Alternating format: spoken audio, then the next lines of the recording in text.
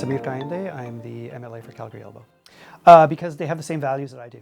NDP values are good values for Alberta. Every kid deserves a fair shot in life. That education's for everyone. That healthcare's for everyone. That working people should be able to make enough money to put a roof over their heads and have a little bit of fun in their lives. And so those are values that really resonate with me. And those are values that I've tried to live by my entire life. And so it was just very natural.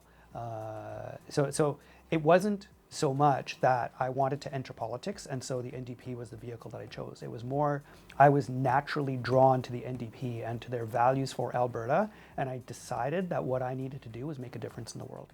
And so that's what caused me to run for politics. It was because I felt as though the values that I have and the values of the people of Alberta are not represented in their government. It's extremely rewarding. Like, people really believe in electoral representation and believe in who their representative is, that I'm the representative of all of the people in Calgary Elbow. And the people in Calgary Elbow really, like, they treat me differently because I'm a representative. Even though any of them could do this job just as easily as I can.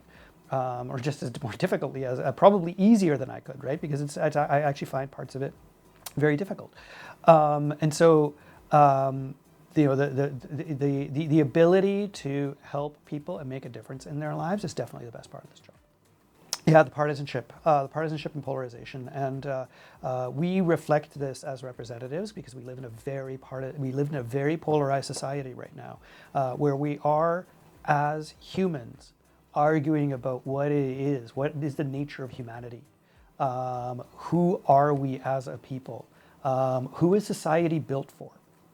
And these are questions that in another timeline, maybe they would have easy answers, but certainly where we are right now, people are very much arguing over who gets to benefit from society's benefits and who pays the costs of society's costs.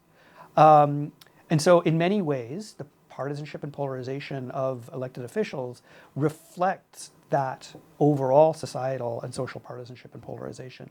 But in many ways as well, we're creating it ourselves, because winning elections means going out to people and explaining what your vision is. And it is very difficult to explain a vision without talking about what's wrong with the other guys.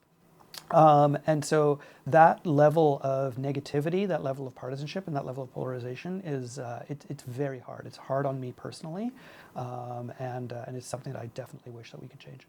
Yeah, time away from my family, and it kind of I knew that was part of it, but it turns out that in many respects my family needs me more than I thought they would. And so spending that time here in Edmonton is actually very challenging for me. It's very hard on me, and it's very difficult for the people I love most in my life. At the legislature, darn few. Like my favorite moments are actually in my constituency. And so one of them was Calgary has a hot chocolate fest. Where different local coffee shops have a particular hot chocolate. And so I went out and sampled every single hot chocolate in Calgary Elbow. There was, I think, 17 of them, and some of them were absolutely incredible. And that's something I was able to do. I just brought my kids along with me. I, had one of my staff members there, and yeah, we just went through and I bought a hot chocolate. I drank it, and then I got the kids one, and we were able to just have a really good day with a lot of local businesses, talking about their lives. And so in the recent past, that's one thing I remember was really a lot of fun. In my political career, I don't want to be remembered for anything. Yeah, I don't want to be remembered for anything at all. I want to make this province a slightly better place to live. And if somebody remembers me or not, like, that is of absolutely no concern to me. I wasn't an aspiring politician, right? So I don't know what advice I would give.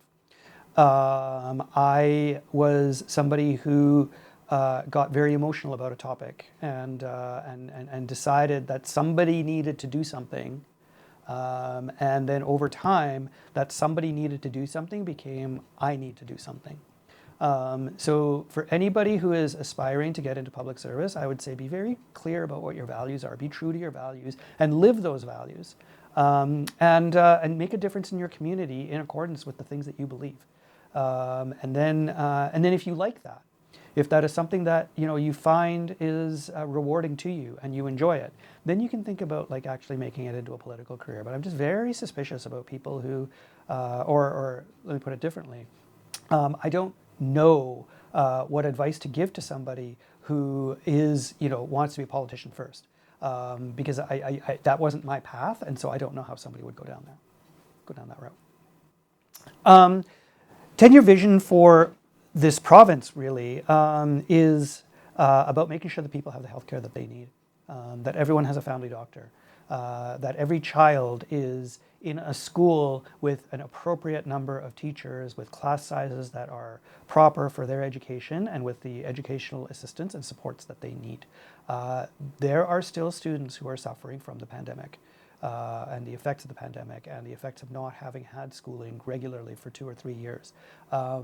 This is going to be a big problem for society if we don't figure out a way to fix it, and we are running out of time. And so if I were to think about what like the next 10 years should be, they should be around making sure that people have the healthcare that they need, that they have the education that they need, and that they can make a real and proper permanent change for the better in their own living circumstances, because the struggles, the affordability struggles that people are facing right now are like nothing we have seen in the last 30 years, and it's not okay. And so government needs to be involved in fixing those problems.